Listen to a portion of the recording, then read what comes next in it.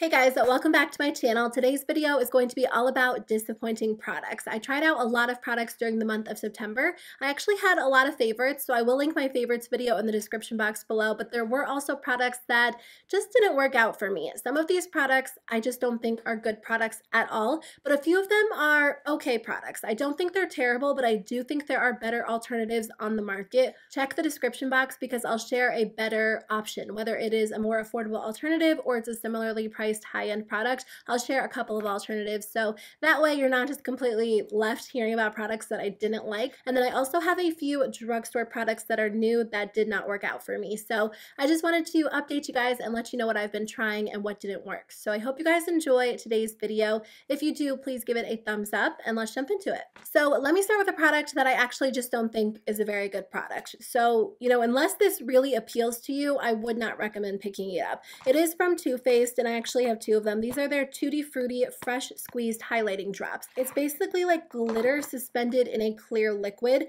So you have to shake the product up so the glitter can get mixed in. And then they come with a dropper and you just drop them onto your skin. It doesn't make a lot of sense to me because if I layer this product on top of foundation, like if I do my makeup and I layer it on top as a highlighter, the product is so liquidy that it kind of washes away my foundation and I'm left with like a streak where my foundation doesn't exist and it's like glittery water.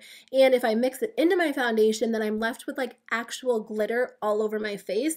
And I don't get it. Unless you're going for that look, like you want glitter all over your skin, then maybe you would enjoy it. For me, it's just like a complete fail. I don't understand the product. Maybe if you guys have tried these and you like them, you can share a different perspective in the comments below.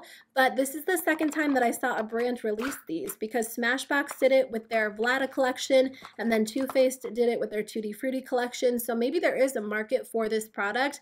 I personally just don't get it. If you guys saw my Too Faced Tutti Frutti review, then you probably heard me mention that I did not like the Do You Full Coverage Fresh Glow Foundation. I had high hopes for this. I wanted to love it, but unfortunately it just didn't work for me. I feel like all of the foundations on the market that are full coverage tend to be more mattifying. So there is a market for a full coverage glowy dewy foundation.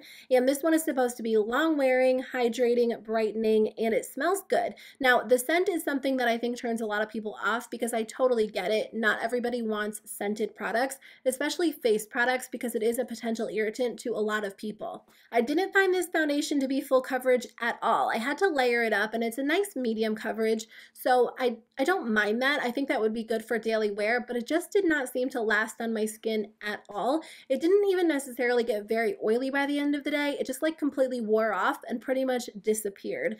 I like the Physicians Formula, the Healthy Foundation a lot more, and that's a lot more affordable. Again, that one's not necessarily full coverage, but it pretty much does what this one claims without being super full coverage. If you guys have tried this, let us know how you like it because I think at the time that I reviewed this, it was basically a brand new foundation.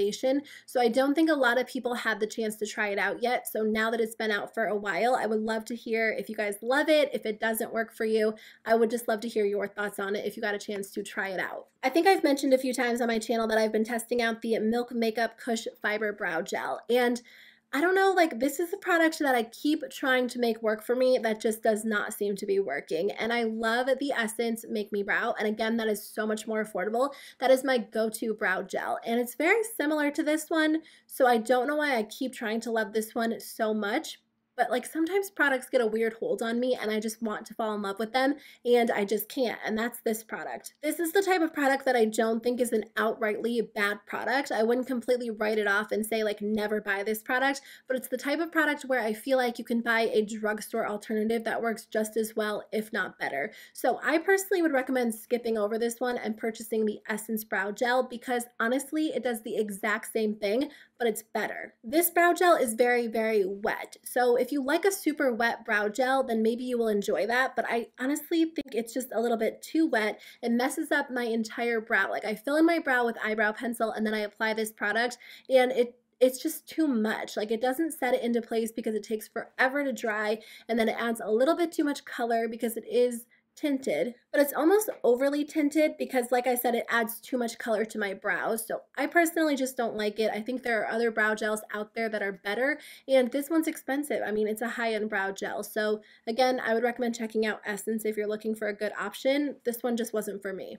Speaking of brow products, I recently tried out this one from Physicians Formula. It is the Brow Last Long Wearing Brow Gel, and I don't get this product. It is so odd. They sent me a PR package with some of their new products, and Physicians Formula is one of my favorite brands. I think they make some amazing high quality products for an affordable price, but this product, it just, the execution is a little bit off. So it comes with a very large brush and you dip it into the product and you're supposed to fill in your brows. I think the first con is that this brush is very large, so you don't get precise application. The second con is that the product is a very wet cream product. And I think when it comes to brow products, it's tough to fill them in if the product is not necessarily a cream or a powder, but somewhere in the middle. And this is like a liquid brow gel. So it doesn't make a lot of sense to me because it's hard to get precise application. And as I comb through my brows, I apply too much and then it's not precise. It looks messy.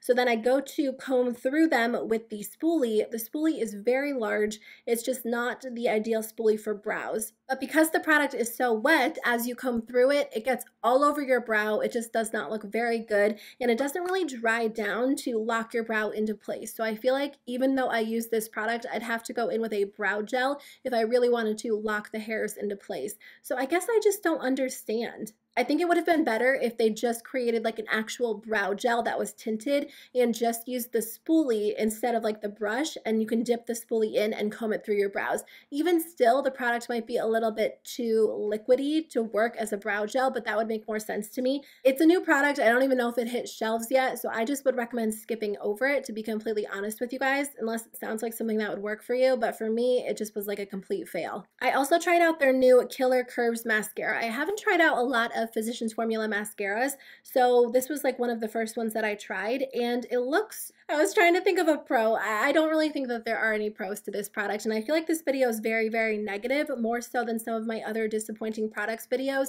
but this one just didn't work for me. It did not do anything for my lashes. It didn't make them look long or voluminous or thick. It kind of reminded me of like an e.l.f. mascara, and I love e.l.f. cosmetics, but for some reason their mascaras never work out for me. They just don't really do anything for my lashes, and that's what I got from this one. It didn't layer well, it didn't build well, it just didn't do a whole lot, and on top of that, I think my eyes had an allergic reaction to one of the ingredients because for a few days my eyes were so itchy. So I personally would not recommend this. Even if you don't have sensitive eyes, I just don't think it was a really great mascara. There are so many good mascaras out there that are only a few dollars. I'll link some of my favorites in the description box below, but unfortunately this wasn't one of them. I've had this Smashbox Always On liquid eyeliner in my collection for a while. They sent it to me in PR a long time ago, but I just never got the chance to try it out, and I decided to finally try it out, and I don't think it's a terrible product, but again, I think there are so many good alternatives out there that are better than this one. This reminds me a lot of the Stila liquid liner. It's more of a felt tip liner than a brush tip liner, so if that's what you prefer, you might be interested in it.